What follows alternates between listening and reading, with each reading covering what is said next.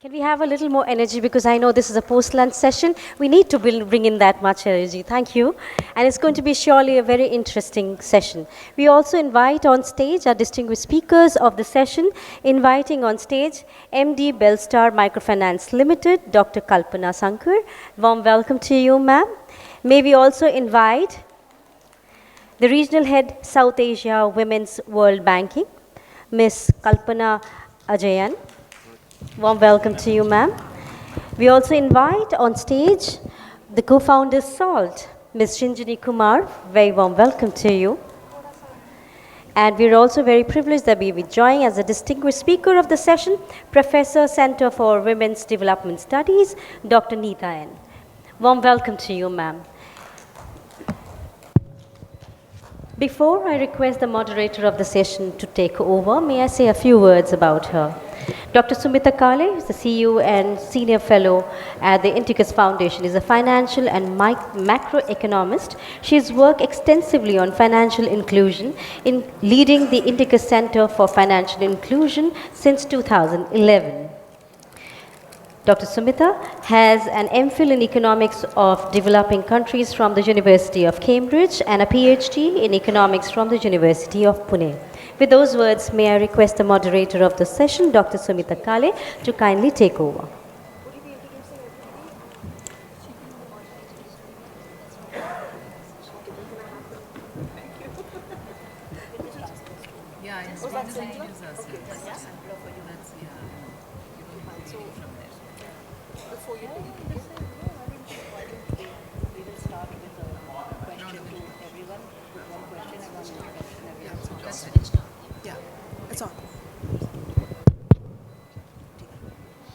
Thank you. Good afternoon and welcome for everyone to the session. It's a slightly hatke topic. It's very interesting, but it's a bit hatke because when the first time you read a topic like this, saying mainstreaming gender through microfinance and the next level of gender inclusion, the topic seems a little bit out of place with for an industry which has like 98 to 99% of its customer base as women.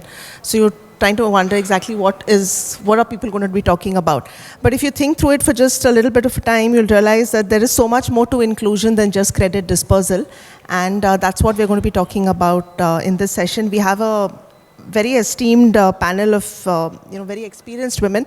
And I think I'll ask everyone to just give a short introduction for each person, and then we'll go ahead with the session. Kalpana? Yeah, good afternoon, everyone. My name is Kalpana Ajayan. I head South Asia for Women's World Banking. We are an organization which is exclusively focused on women and financial inclusion. And just by way of background, career banker, and been in the development sector now for a couple of years, but deeply passionate about women and financial inclusion. So I'm looking forward to being a part of this panel and adding and learning as much from all of you. Thanks. Shinjini? So, hi everyone, welcome. Why don't you guys call everybody you know to this room, because this is going to be a fun panel. We intend to have fun. So I'm Shinjini Kumar, and my work in gender is only 3 years old. Before that, I have worked in mainstream financial services where we pretend that men and women are equal. So I can talk more about that when the panel starts. But at this point of time, I have built a technology company called MySalt, where we are bringing more women to track, save, and invest their money. We are not a women-only platform. We are a gender-agnostic platform, but we design for women, we build for women. And we have some interesting learning over this period of time. So yeah, we'll talk about that. Thank you. Kalpana, Sankar. Hi, good afternoon everyone. I'm Dr. Kalpana Sankar, Managing Director of Belstar Microfinance Limited. I've been associated with financial inclusion since 1995. I'm also the co-founder of Hand in Hand, a global NGO which started in India, and the microfinance model has been replicated in 10 different countries. Thank you. Good afternoon, I am Neetha. I work with Center for Women's Development Studies. I am a researcher. So I may stand different in this group. I have worked for over 25 years looking at women's employment question. And regarding my academic career, I have actually completed my PhD in economics and then had worked with National Labour Institute in Noida, which is part of the Ministry of Labour, for 9 years before joining the institute where I am at present. Thank you. Okay, thank you everyone. And so in this session, we basically have two strands for discussion, two strands of topics for discussion. The first one is to evaluate the impact of microfinance sector on the employment quantity as well as quality of employment of women. Because while there's lots of strong evidence that microfinance programs have improved, they've done poverty alleviation for long now, there is very limited evidence on whether microfinance has impacted formal employment. So this is what we're going to be discussing. And now there's also a move to expand the agenda of microfinance institutions towards looking at the quality of the work that is being generated. The second part of the discussion is going to be on increasing the representation of women within the industry, because for a sector that employs 1.95 lakhs, this is a number from 2022, just 13% are women, and not long ago it was less than 10%. So this is something that is also going to be, we're going to be discussing. So I'd just like to begin by asking Neetha to set the context for the discussion and talk about the trends for women in the labor force, formal and informal employment. I think you can take about max 10 minutes or, yeah. Sir, I'll use the podium if you like. Sure.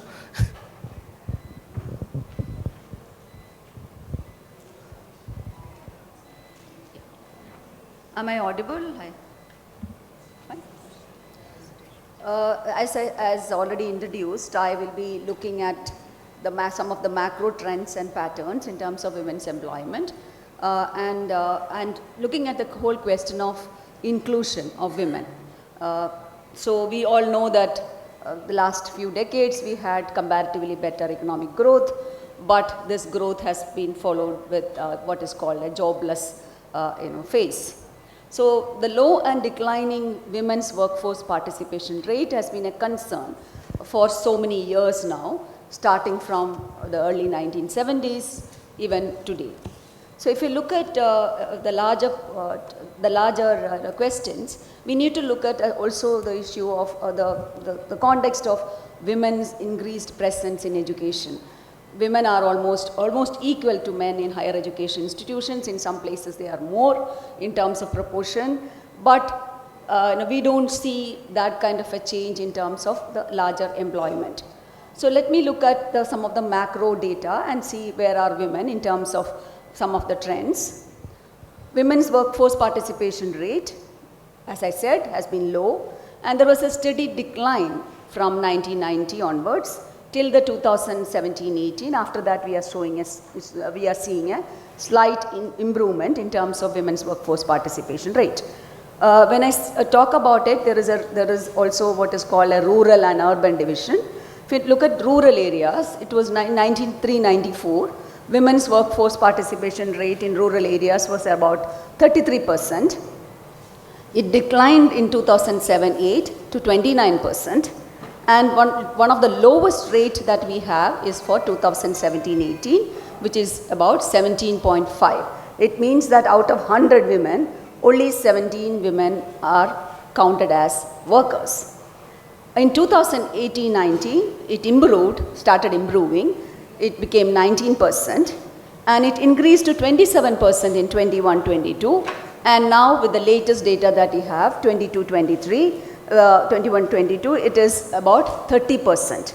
So rural women's work participation rate is higher than urban participation rate, to which I will come now.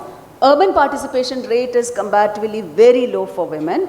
It started with 15.5% in 93-94. It improved to 17%.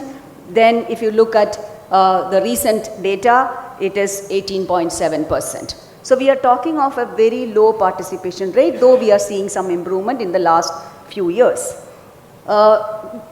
Similarly, if you look at male participation rate has almost remained almost the same, with some fluctuations here and there.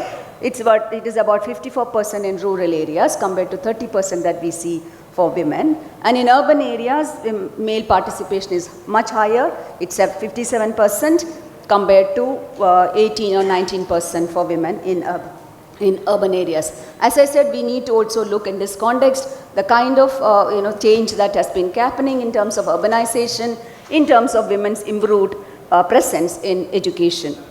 If you look at the sectoral context, women are largely in agriculture. I'm not going to talk about it, but what we see is an increased share of women after an initial decline. So there was a decline till 2017-18, but after that, with increased workforce participation rate, we are seeing an increase in women's share in agriculture. It is now 64% from 57% in 2017-18. So there's a 5% increase in women's share in women's overall employment and in agriculture. A lot of women, as has been said, are in informal work. Agriculture is not part of that formality, but they are all in informal work. And even now, if you look at the formal-informal breakup, you see almost 93% of women still in the informal sector. So formal sector growth has been there, but there has been changes within that sector which meant that women's presence the share has not actually gone up. If you look at male-female share has gone up slightly, but it still remains to be, it's still very low and it remains to be looked at. Within the informal sector, we know that a lot of issues in terms of the work conditions. I'm not going into that context at all. I would like to look at this question about self-employment, because one important intervention that microfinance institutions have been able to actually help with is in terms of generating self-employment. So the macro data that we have on self-employment is actually not very easy to kind of analyze in terms of how many are employers or how many are own account workers. Own account workers are those who work but don't hire any worker for wages. So they can use family labor but not any wage worker. So own account work is one category and employer is another category. So what we see in recent with the increasing workforce participation rate is an increase in own account work, which is that women are taking up self-employment and they are able to do own account work, which is in terms of, if you look at women's larger employment trends, it shows some progressive move.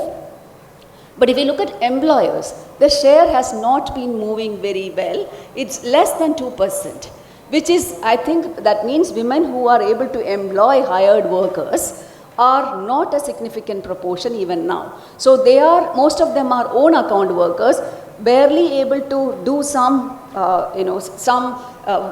business or any kind of economic activity, and maybe using their own labor and maybe family labor. So that's where women are concentrated. So as I said, if you look at self-employment, 71% of women in rural areas are self-employed and 41% in urban areas. And if you look at own account work, 28% of self-employed in rural areas are own account workers that I was talking about, and who get some earnings for their work but are not able to maybe not employ any hired worker. For urban areas, it is around 28%, which is how the difference is between rural and urban areas. It seems to be almost the same. One change over the years that we could note is the rising share of own account workers from 16% to 28% in rural areas and 25% to 28% in urban areas. So own account workers increase has been in the rural areas, which is something I think we have to look at. And here I comes to the quality of employment that is being generated under the self-employment category. Own account work, be it own account work or be it employees, we get only an average figure from the macro data.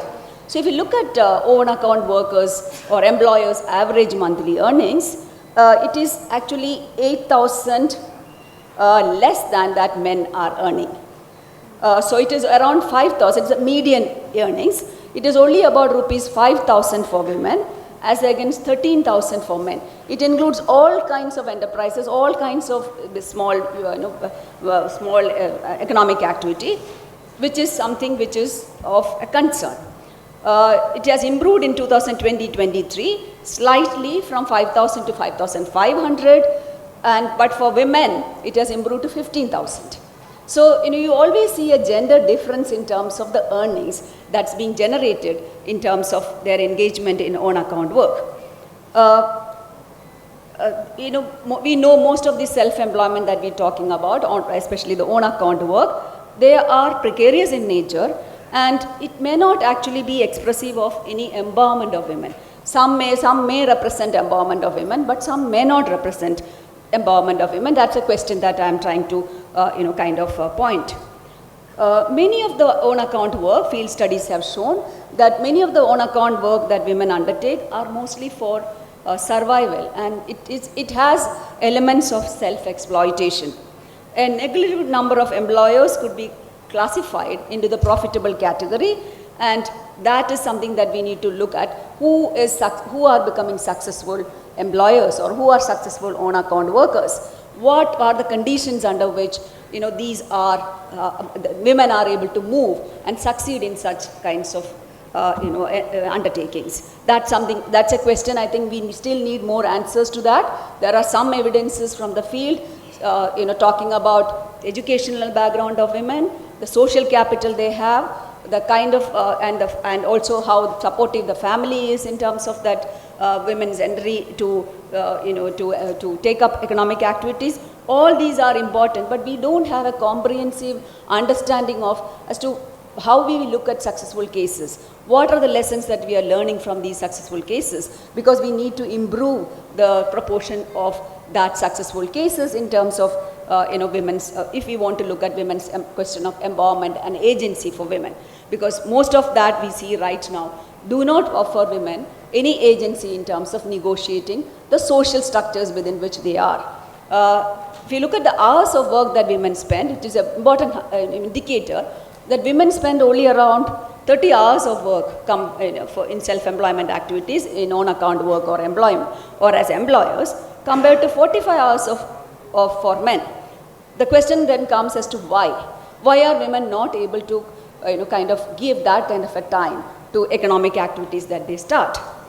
We know it's not that women don't have the skills, but women are constrained, and there is enough evidence in terms of that they are constrained in terms of their housework and care work responsibilities. And it is true especially for poor women who are targets of many microfinance banking schemes. They need to negotiate this space, and they don't have. If you look at the macro data on, which is the time use data on housework and care work, women spend 5 hours in housework, average I'm talking about, and another 2 hours in care work. So 7 hours of work on an average women are spending on other housework and care work. To that kind of a large group that we are looking at, how can you expect women to spend more time in labor market and related activities unless we have institutions to help them to take care of housework and care work? And here I think the microfinance institutions may play a bigger role by helping women to set up care institutions, whether it is creches, whether it is old age institutions and other kinds of social community-based organizations, institutions, which could help women to give the kind of time that they may want to give, and also help them negotiate some of their other familial responsibilities. And if women are able to negotiate those social structures with increased economic independence, then the question of empowerment and agency is addressed. Without that, it will be just, I'll end with this, without this, it will be all, we may think of economic independence, but that is in the short run, which may not actually lead to larger changes in the agency of women. And I think as institutions, one should also be looking at these larger questions as well. Thank you, and I'll stop here. Thanks a lot, Neetha, for putting the context to the whole discussion, because so what we've seen is despite all the progress and achievements that we've had for so many years, we see women mostly doing informal, self-employed, earning less than men and still spending more time at home doing their chores. So the recommendation that she has for, at least for the microfinance sector, is to move beyond these activities and try to give women a greater scope for supporting other women. All right. Okay, thanks. Kalpana, if I just come to you. You've been in the sector for more than 20 years now. What are your experiences of how the sector has made any dent in formal employment for women? And the second part is, do you see a change in what women wanted from from microfinance institutions in the early 2000s and now?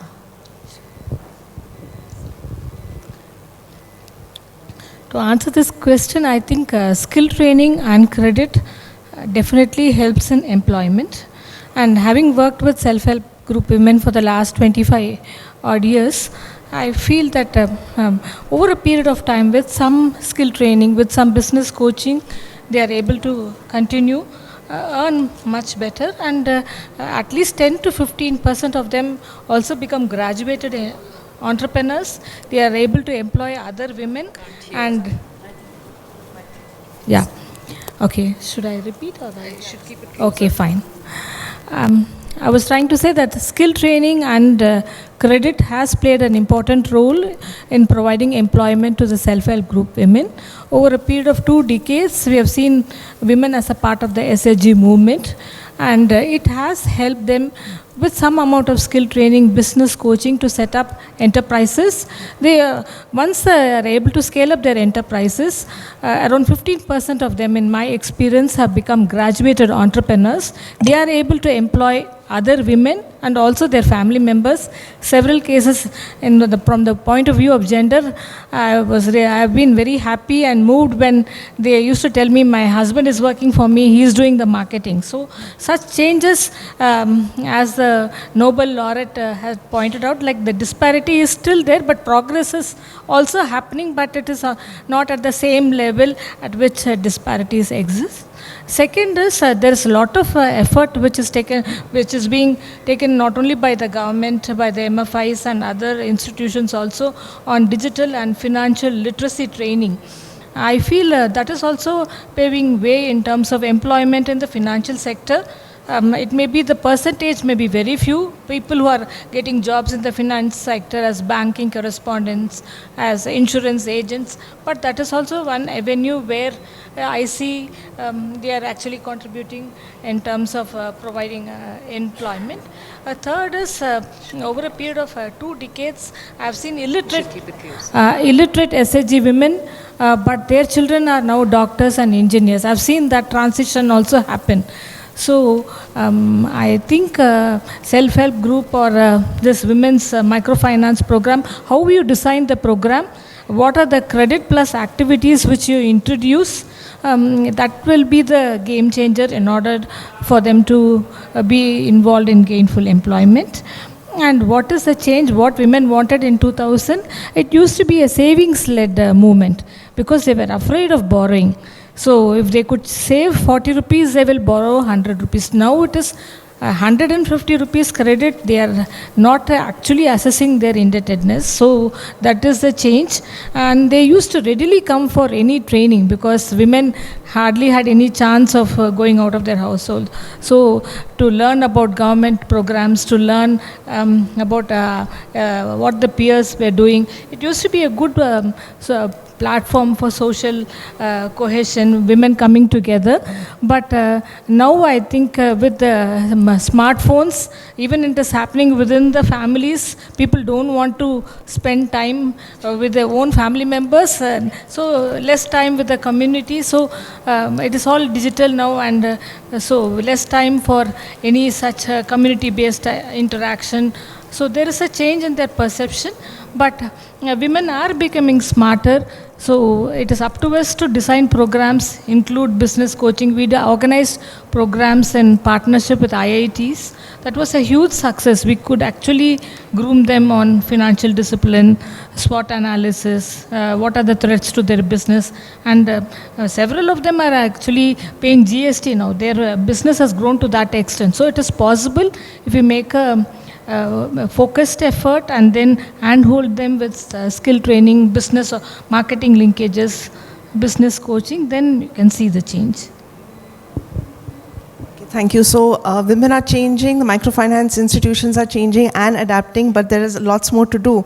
And Shinjini had this really interesting LinkedIn post yesterday talking about her move from the village in Bihar and moving up. And she made a very interesting statement saying that the nature of our society is such that almost all success is built on privilege.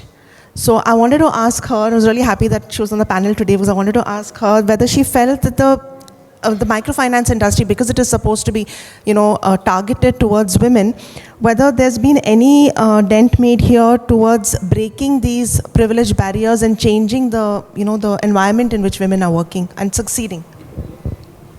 So I want to pick up from something that Kalpana said about she's seen the children of these microfinance beneficiaries who are now becoming doctors and engineers. And I think that's a story that most of us personally will relate to. I want to have a show of hands from people who personally know a microfinance beneficiary whose children have got more than graduate education and a job. Can I have a show of hands, please? Okay, that's not bad. That's more than half the room. That's almost half the room. So, and there are regional variations there as well. So what you see in the south is not, or west is not what you see in the east. I come from a village in Bihar. In fact, I was there over this weekend. And I do have a home in Uttarakhand. So I meet a bunch of folks in that context. And one of the things that moved me from my mainstream finance career in Citibank and Bank of America and even Reserve Bank of India to building what I am now building is this fact that despite 30 years plus of very strong microfinance movement in this country, which attracted a very decent amount of capital, as well as very good quality talent and very committed people, and really created an impact on the ground. What we are not seeing is the gender gap closing. So when Neetha gave her statistics about urban women and rural women and women studying but not getting into jobs. Actually, you saw my LinkedIn post, but there was one little clip of mine that was about this. When I said, in India we did Beti Bachao, Beti Padhao, but then we did Beti Gavao because we gave them education, but then we can't retain them in the workforce at all. And there were a lot of responses to that particular clip. And I was very surprised, very unpleasantly surprised that a very large number of men responded by saying, oh, women don't work because they don't want to work, they're lazy, and they're inefficient. So, of course, the nature of social media is that people write like that. But what I think the point that Neetha also made is that there is not a very fundamental shift in the gender participation in work, okay? So what is happening is that formal workplaces are harder and harder. They continue to be hard. Housework continues to be more. You are more ambitious about your children, so you have a lot more peer pressure to spend time with your children. But where you are, so you are basically, but what is happening is that digital technologies are enabling a lot more people to become self-employed, both in urban areas and in rural areas. So where I'm coming to, Sumita, with this longish background is on the question of creating privilege for people that have not had the privilege historically, right? So how do you get the children of these workers to acquire the same type of privilege that others have? So one of the problems is that their children may not straight away go into medical or engineering colleges, but they may become nurses or teachers or that blue collar workers. And in that segment, what happens is that you are moving out of one type of financial services, product structure, which is microfinance, which is Jan-Dhan Yojana, which is Atal Pension Scheme, and there's a lot of that groundwork which has happened. But you are not yet a person to whom an ICICI bank or HDFC bank or SBI bank is looking for. So you're somewhere in between, and you need that capacity enhancement, that privilege to, get a loan in the same manner or to access digital financial services in the same manner is something which we will see happen, which is where I think microfinance institutions will step up to do that, and a lot of mainstream institutions will also step up to find this customer and to create products for them. I mean, including people like us. So I do think that it will get better, but I think there is a lot of that legacy effect that bogs down both side of this divide. So microfinance institutions also do get tied up a lot with their existing manner of working, which is they're very well trained to take care of group related structures or taking group credit risk, and moving from there to individual is not as easy. Similarly, for large financial institutions, moving from a collateral based or a certain type of safety in the borrower to moving to this is not hard. And I'm just not talking about credit, I'm talking about things like even wealth management, for example. One of my most interesting discoveries while building my company is that financial products that have equity component are not sold to women, because women are considered to be risk averse. They're considered to be a vulnerable client. Now, if you keep me out of the wealth creation opportunity, I'm never going to become wealthy. It's like it was unsafe for women to go on the road, so women were not driving. It was unsafe for them to go to Kota and get coaching, so they were not becoming engineers. So same way, it's unsafe for them to take equity risk, so they will not become wealthier. So there are multiple barriers that we need to keep thinking across products and breaking them to get to that point. Okay. So thanks. So that's like broadening the scope completely to different financial services as well as different segments. Kalpana, coming to you. Do you feel that microfinance has broadly made this transition from just mere poverty elevation to something beyond? And if that, what do you actually mean by empowerment of women? Because that is the stated objective of microfinance. No, thanks, Sumita. I mean, we do believe that, and that's in fact pretty core to the work that we do in women's world banking. We do believe, inclusion is the first step, but ultimately, it has to lead to empowerment. I mean, inclusion without empowerment, there's got to be a roadmap for that. In fact, all the work that we do, and we believe that there's a component of product, so well-designed and relevant products for women, understanding her context and the barriers, like what Shinjini was mentioning. So, understanding the context and the barriers while designing the products. Equally, having regulators, the gender sensitization for the regulators, having capital, investments in women-related businesses, and last is research to kind of back it up, to show, the investment that you're making is actually resulting in what you set out to do. Our approach in women's world banking is that through a combination of all of these, the product, the investments, the regulations, and the research, through that, our theory of change is that it definitely leads to empowerment. We actually follow what's called the Martha Chen model of empowerment, and it's a fairly simple model where we say that when she starts getting included in the formal financial system, it begins with the material change. So, she starts, I think it was my namesake Kalpana who mentioned that, you start with savings and then graduate into credit and, and things like that. So the safety component, the confidentiality element is very important for her. She does not want everybody else to know what's in her savings account and things like that. But the material change is when she actually starts having her own account, starts saving in it, and, and things like that. So there is clearly a rise in the assets that she owns, which then leads to cognitive change. So, I know we made a reference to the, digital financial literacy. We actually call it digital financial capability. So there are three elements to it. There is the skill, the knowledge, but equally the attitude. Because, you may have all the skills in the world, you may know everything about it, but do you have the confidence and do you trust the system? So it's very important to empower the women with the attitude component as well, so that you engender the trust in the formal financial system. Because a Google Pay, I mean, I'm just using a common term, given how the digital public infrastructure is so advanced in this country.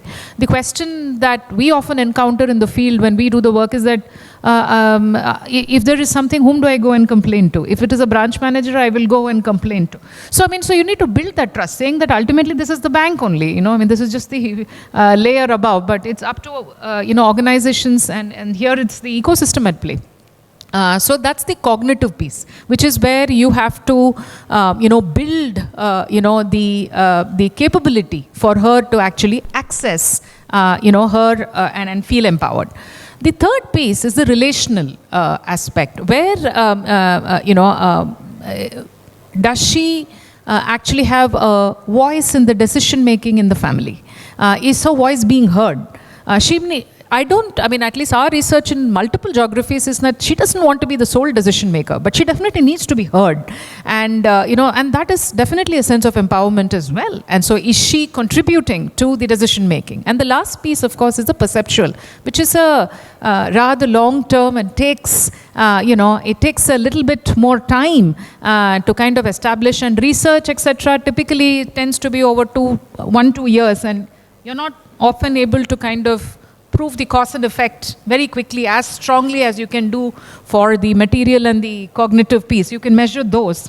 The perceptual piece is it's got a longer tail, right? But that ultimately is when she actually feels empowered, right? So genuinely, inclusion leads to empowerment, and that can only come with the systemic approach of all these things being in place. But definitely, I think our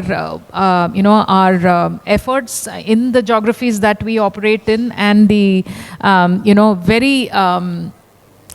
very conscious way in which we measure it, the women's economic empowerment, the WE theory of change that we have, has proven time and time again that there is absolutely a very strong correlation between inclusion and empowerment. Yeah.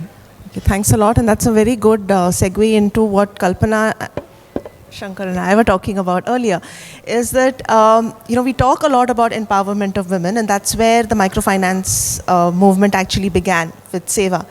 But do you feel that, provocative question, but do you feel that the predominant male representation on management as well as staff has impacted the journey of where the industry is today? There is a huge shift. In the beginning, in 1995, 2000, a lot of women leaders used to be involved in microfinance programs, because the focus used to be on empowerment, and women were very passionate about what they were doing, and saw many women leaders who were leading big microfinance programs. But then over a period of time now, it has become commercialized. We have reached a stage where the presence of women leaders, it is very skewed, and we are not making that much of investment in promoting women leaders at various levels. Way back in 2009, Harvard and Ajayan gave a fellowship to Padmaja Reddy and myself for a 1-week strategic leadership program on microfinance. I think that helped both of us to manage critical situations like COVID. On regular time you can manage business, but actually manage business during a crisis, it needs a lot of guts, because you are first generation entrepreneurs. So I think mentorship, all that plays a critical role.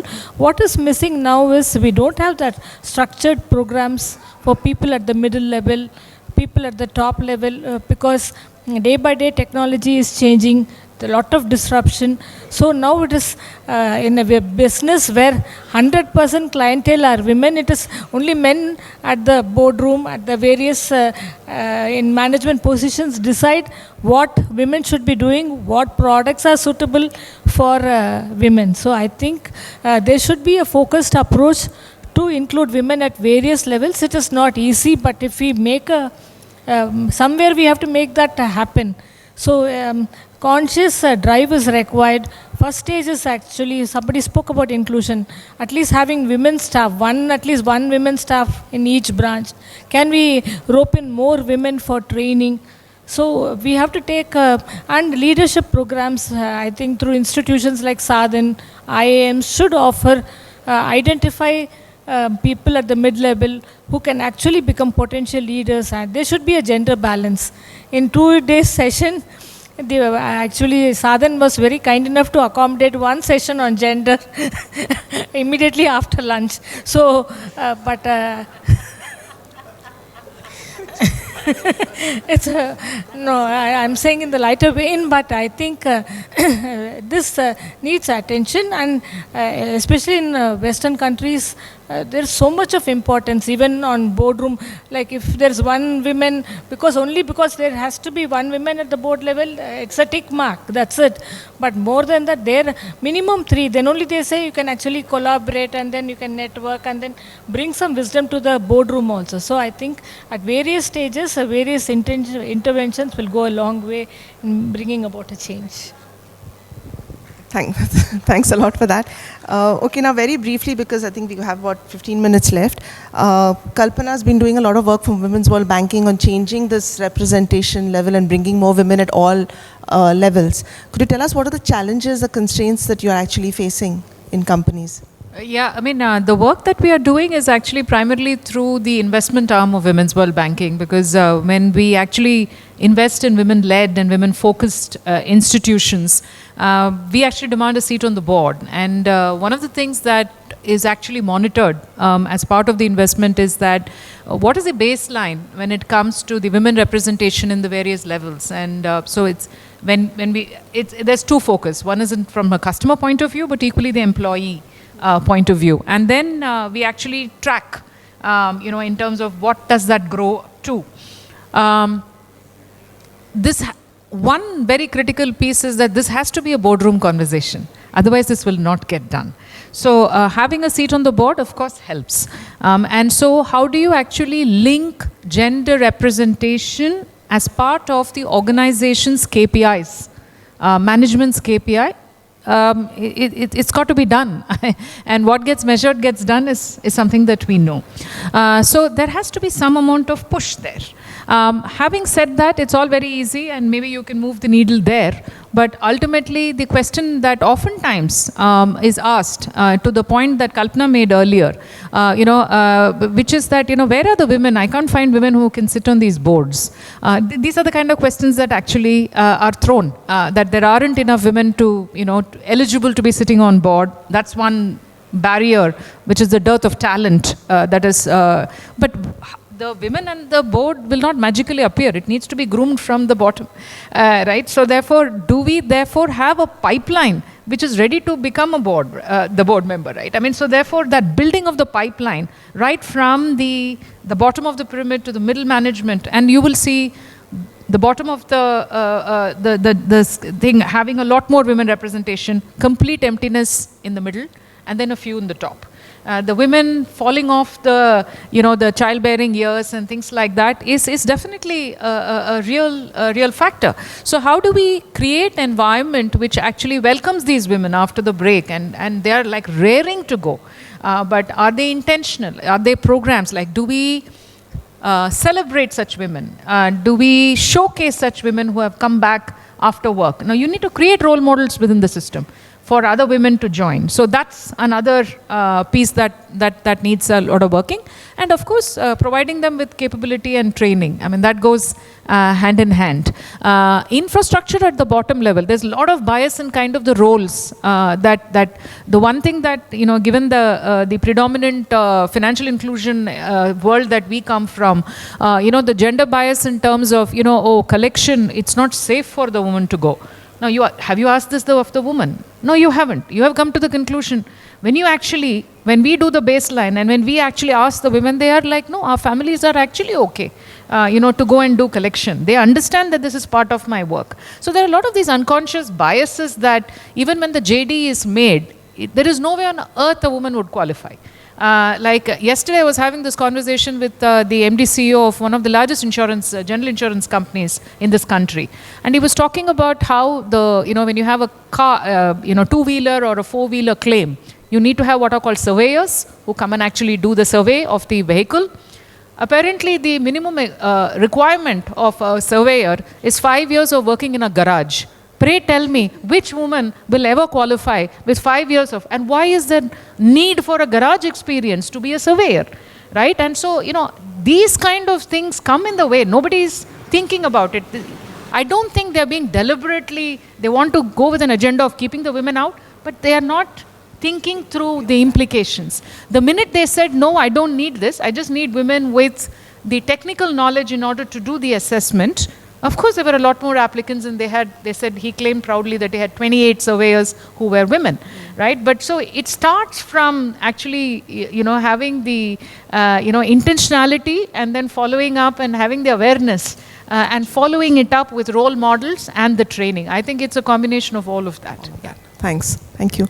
So, like Kalpana, Shankar was talking about how, the predominantly male management around has kind of made the entire sector just be more commercial and, focus upon the commercials of the industry. So, I wanted to ask Shinjini, which is my last question for this, is that, going beyond credit dispersal, we're actually talking about the financial health of the woman customer at the end. Is there a way to actually, assess that, monitor it, and see what impact you're actually making through your programs?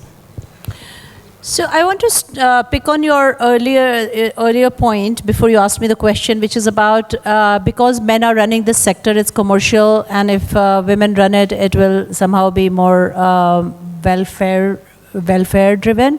And I want to rephrase that, because that's one of the very fundamental biases that actually keeps women out of a lot of things, including access to capital.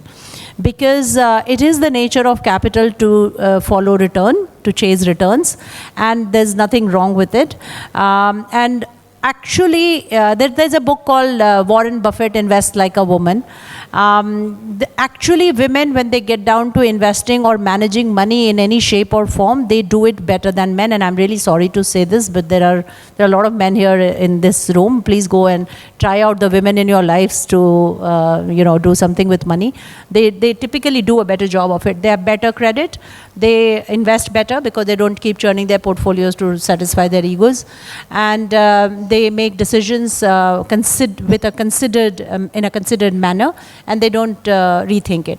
Where women do end up not doing any of that, because the real stats are that participation of women across financial services is, the high single digit or low double digit, is that they don't actually do it because, first of all, they systemically they are denied it. So every household has women who are running their financial decisions for purchases, for groceries, for school fees, for salaries and wages. So that's what all the women end up doing.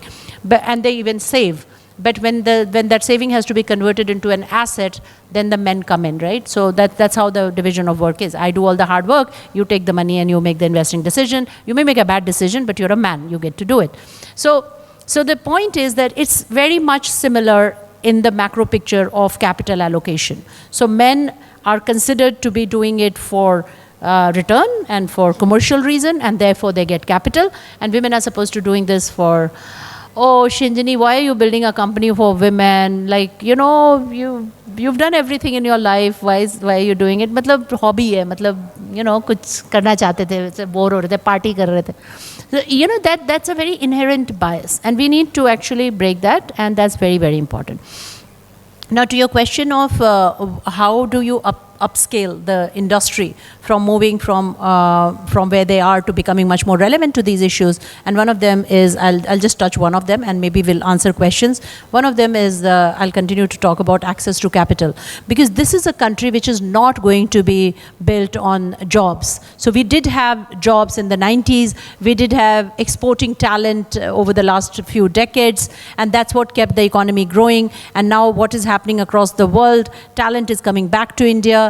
Indian economy doesn't have that kind of job creation, and therefore a lot more people are falling upon entrepreneurship. Our Prime Minister stands and announces that we are an economy of startups, we are an economy of tea sellers, or whatever bigger versions of that entrepreneurship. And if we want to be a nation of entrepreneurship, the gap that we need to address, even more than the gap in having women in boardrooms or having women in jobs, is the gap in women having access to funding or capital. So in your, ma'am talked about, in the microfinance beneficiary segment, they can access credit if they have equity, if they are building a business, if they are doing work. So there's a skill gap, there's a capital gap, and then there is a debt gap. It's not the other way around. Debt is what we solve with microfinance, and if we can solve the other two, then we can continue to make this a virtuous cycle.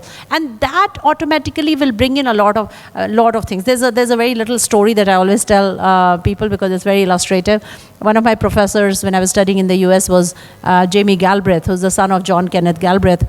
And John Kenneth Galbraith used to say this story in the context of employment, that he went to Europe in post-war reconstruction, and there was a big shipyard and ships were being made. And he said, I asked the owner, how do you hire so many people? Because obviously nobody had built that many ships till that point of time.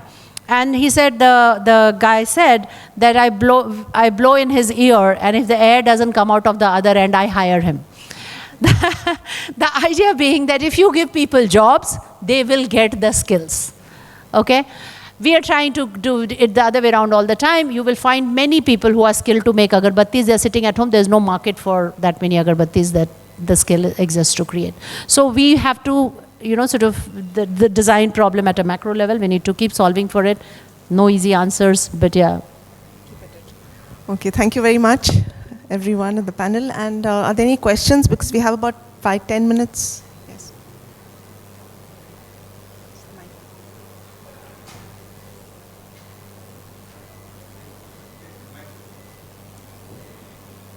And please say who you're asking the question to. Yeah. Namaskar, ma'am.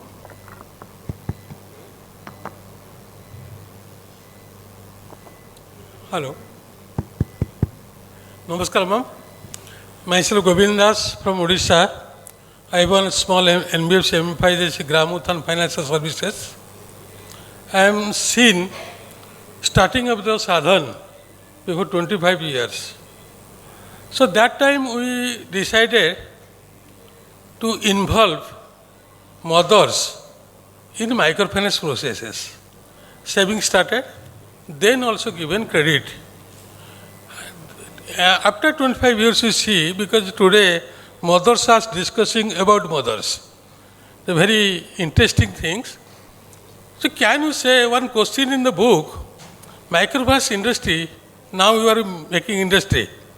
Initially we are naming mothers meeting. Now we are naming JLG, SSG, जो भी बोलता है तो बोलता है. Can giving change anything? Entire industry need now one research. 30% of the women of the villages, rural India, only taking this type of opportunities. If this is the industry, can we are involving to them? When they started the microfinance, that main objective to decision making process will be increase of the women in household level, and he will be respectable, and she will be decision and income generating activities will see involved. Now you see, we are taking the medium of the development. We are using women, So could you have the medium question, of the please? development. My question, can microfinance giving that space for the women, for mothers in the development process? So Does that is the main microfinance have a major space question. for mothers? Yeah. Are you asking whether microfinance has a special place for mothers? Yeah.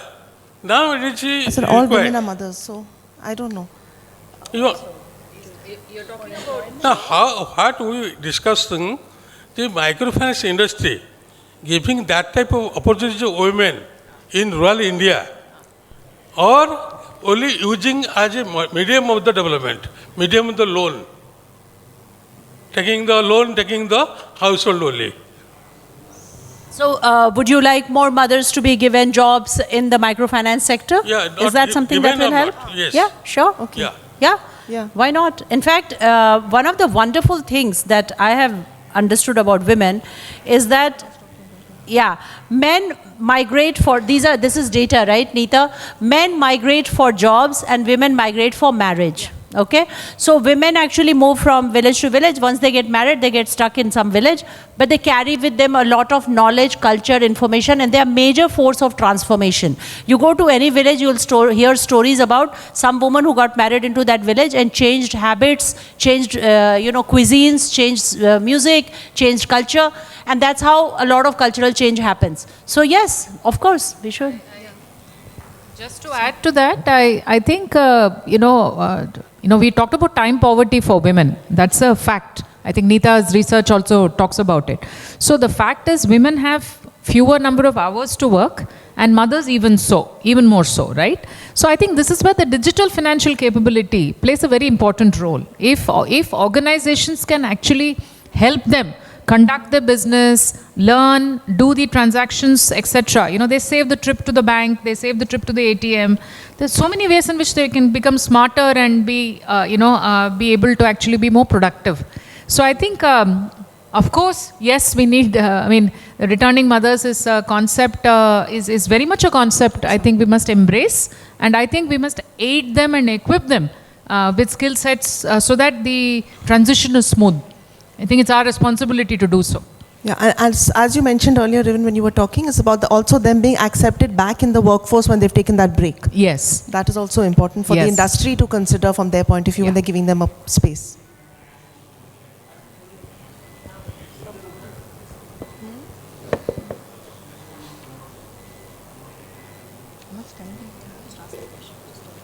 Yeah. Could you ask the question, please?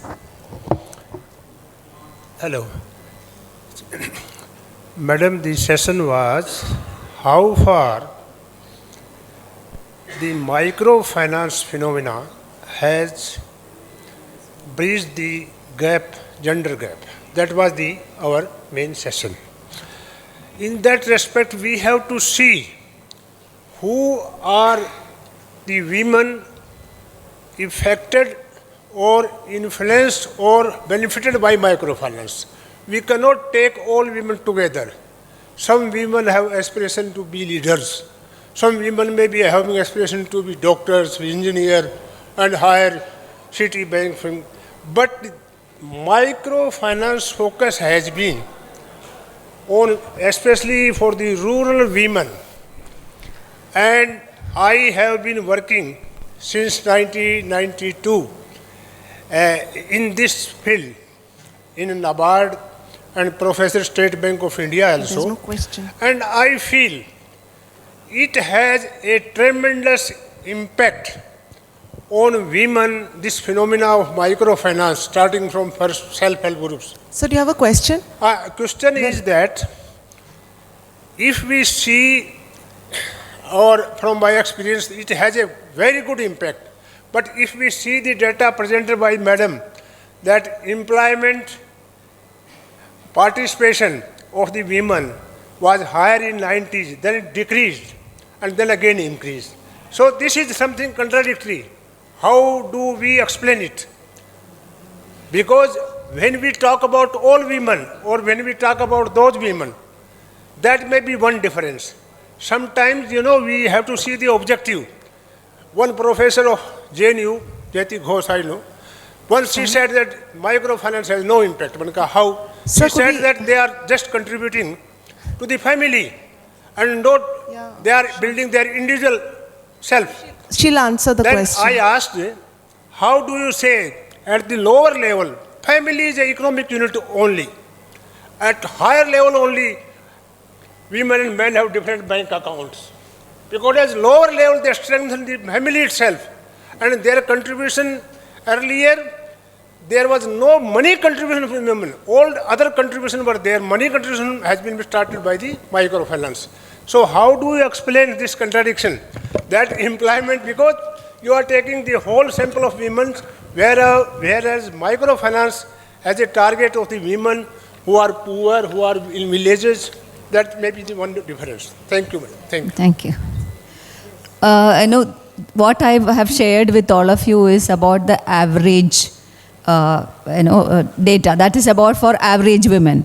But within that, I have also shared the data on own account work and employers who are actually some of the beneficiaries of microfinance, microfinance institutions. So if you look at that, and as rightly said, we have 30 years of SHGs and microfinance in our context. So, and we don't see actually so much of change happening. There are fluctuations, now you see an increase. So what is it that, why are women not there? And it's not my data. It is the data generated by state machineries. So I am not creating this data. So if the data is not showing that kind of a change, and we also know how situation of employment is in our country, we want more self-employment to be there, entrepreneurs to be there, but we see marginal increases there, not to the extent, to the scale that we want women to be then in employment. That's all the point that we were making. Thank you. Just one more question, please. We don't have enough time. Okay. Good afternoon to everyone. Myself, Narendra Naik. I am from Odisha, Odisha State Association of Financial Inclusion Institutions. That's a state level association of MFIs in Odisha.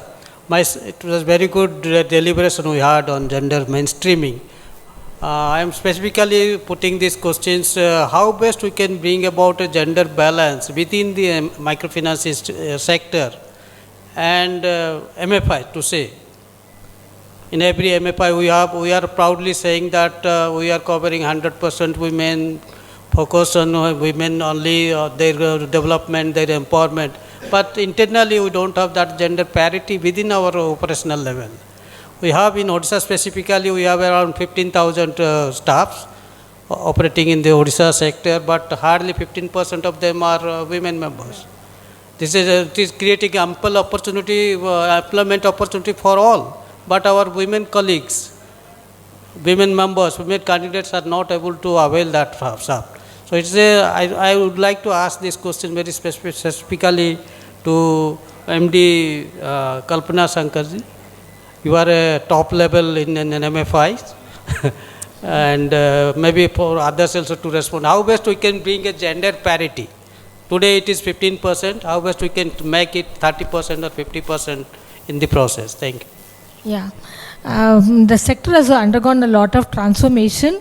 It started as a women's empowerment program. Then we have become sustainable to attract capital because as she rightly pointed out, capital is the foremost. So we have been only looking at the growth. We have actually not really focused on roping in more women staff. Even in our organization, it was 42 in the initial stages. When the AUM was small, 42% of our staff were women. As we grew, women could not cope in terms of mobility, travel. So right now we are saying at least each branch, at least one women. And then we are promoting a cadre of women at various levels, mentorship and even flexi hours. And after maternity leave, after that if they want to join, can they be given some accountant job, some job where they can go and attend to their children. So we have to come up with flexi hours and some solutions for women to be actively engaged. Thank you. Thank you so much. Do we have time for one last question or no? Are we done?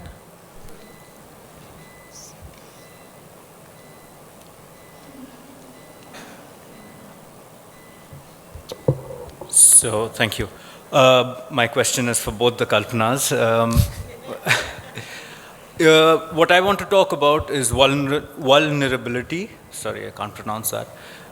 We've seen that women are more vulnerable when it comes to climate risks and health risks. So, something as common as a heat wave. Women are disproportionately affected. Same thing with health risks. The time to recover, women are disproportionately. And now going beyond disbursements, right? Who should be responsible for risk mitigation for women? Should it be the MFIs? Should it be the governments? Should it be the women themselves? Should they be smarter, and sorry for using that word, and get more insurance? But whom does that responsibility fall on? And if so, what's the next step in increasing this resilience for women? Thank you. Interesting question. I think all the stakeholders should be equally responsible, because if clients are progressive, then our business can also be sustainable. But if you look at the data, client's death is 30% during the tenure of the loan, spouse death is 70%. So I will not agree that women are really vulnerable, because men, due to alcoholism, due to other reasons, the spouse death is more. But I think women ignore their, advocacy, focusing on preventive health, linking them, making the local government hospitals function, encouraging them to take insurance products, like a Hospicash. There are a lot of insurance products which are customized for this BPL class women. I think those are the things which we should do. And of course, state has a bigger responsibility. MFIs, we can only do the advocacy role and develop products. So that is my answer. Thank you. Yeah, good question. Slow onset is often ignored. Slow onset is a very real danger. People talk about cataclysmic events, but slow onset at the 1.5 degrees, and how that actually impacts the livelihood, because you've lost 3 hours because it's too hot to work in the sun, etc. These are very real issues, and there are a lot of products that have actually been brought out globally. We have been working with some of these organizations to actually design products that are relevant to tackle the slow onset. That could be not typically climate, everything gets conflated and becomes agri. There are products outside of agri, and that requires attention. So to your question in terms of who needs to be involved, I think it needs to be the insurance manufacturers, along with, because they need to be thinking through what are the kind of products that are designed. So for instance, could you look at waiving 3 EMIs, 2 EMIs, 1 EMI, have parameterized insurance with the temperature rise? These are all very real, relevant products, right? So insurance companies need to think through. But where will they get that input from? Working with people like all of us here who we know women, along with distribution channel. A lot of times products are out there, but it isn't actually distributed well. If you are able to solve the distribution and be smart about leveraging SHG groups and things like that to do the distribution. So your answer to you is ecosystem play. This is an ecosystem solution. Only then can there be movement forward. Yeah, thank you. Okay, just one last comment. Seva is doing work with the Rockefeller Foundation. I'm sure there are other people around the country as well. But, We are also working with Seva. Okay, so they have a product for heat specifically, and they're also working with the employers to change timings and try to avoid that it doesn't work for all activities, but it does for some. And even the product is being modified. So it's a work in progress. But who pays for the product? Who pays for the product? Yeah. So that would again be the state and the customers. It could be state, it could be the MFIs, it could be, who's the risk, who's at risk. So if the MFI says that the borrower is not able to pay back because they are genuinely affected by heat, then this is not a risk. This is this is not a cost for them. This is an investment for them. So it depends on how you actually position the product as well. So it could be anybody, any of these players in the ecosystem could actually pick up the tab. Yeah. Okay, thank you everyone I think we're out of time because everybody has tea, so it's 3:15. So anybody else has questions, please take them independently, yeah? Thank you very much, all of you, for a wonderful session. Thank you so much, Dr. Kale, for a wonderful session. Thank you so much, distinguished speakers. I must say we've had very interesting inputs and some interesting interventions, and I'm sure we have more to discuss. Networking tea is a perfect time, like the moderator mentioned, to discuss it further. But we really thank and extend our heartfelt gratitude to the panelists here. May I request CEO Development Support Team, and who has been also the founder, member and the former chair of Sa-Dhan, Ms. Harvinder Bedi, to kindly come onto the stage and present a memento to the moderator of the session, Dr. Sumita Kale. May I request you, moderator of the session, to kindly step forward. May I request everyone present here to make it very... More for emotional attachment. How wonderfully put. Thank you, ma'am. We are equally emotionally attached. Can we bring in some more energy, ladies and gentlemen? This has been indeed a very interesting session. What amazing amount of inputs. We would like to present a memento to Dr. Kalpana Sankar. Thank you so much, ma'am, for your valuable inputs.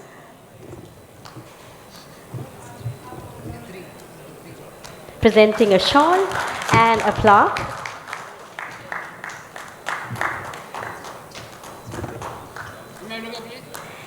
We now present a memento to Ms. Kalpana Ajayan. Thank you, ma'am, for those very interesting remarks from you. A shawl and a plaque being presented by Ms. H. Bedi.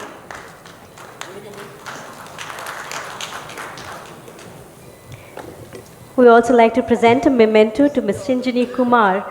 Thank you, ma'am, for your wonderful remarks. A shawl and a plaque.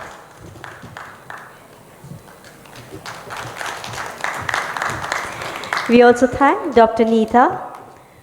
Thank you so much, ma'am, for sharing your inputs with us. We're presenting a shawl and a memento to Dr. Neetha, and it's being presented by Ms. Harvinder Bedi. May I request everyone to kindly step forward for a group photograph. Ma'am, please, if you could join them. Could we all step forward a bit? This moment needs to be captured in our camera and kept forever. What an interesting session it has been. Ladies and gentlemen, after this, we're now breaking exactly for 15 minutes for a tea networking tea break. And Hall C would, which is this current hall, continue with the next technical session, which will be the Breakaway Session 4.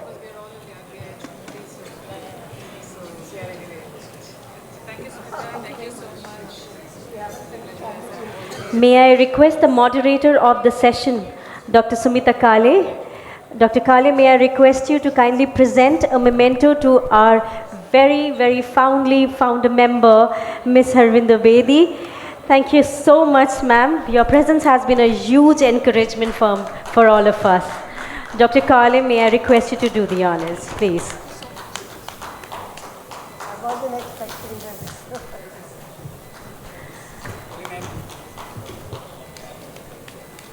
All my good wishes to Sa-Dhan, Thank you so much. as a part of the love. I'm a little emotional because I'm missing all Yes. We're being joined by Mr. Gigi Mamins for a beautiful group photograph. Ma'am, thank you so much. We all are equally emotionally attached and we are so thankful. Once again, requesting the speakers of the session to join us on stage for another group photo. It's been an all-women session and it's been extremely interesting. Ladies and gentlemen, at the cost of being repetitive, we now break for a networking tea, and in hall number C, which is this current hall, we will have the Breakaway Session 4, which would be on housing finance for the next billion, emerging needs, challenges and opportunities. In the plenary session, which will be the plenary session 2 in hall number B, our session would have an award ceremony, and also it will be followed by the plenary session, the technical session on the microfinance sector's role in fostering sustainable livelihoods. Thank you so much for joining us.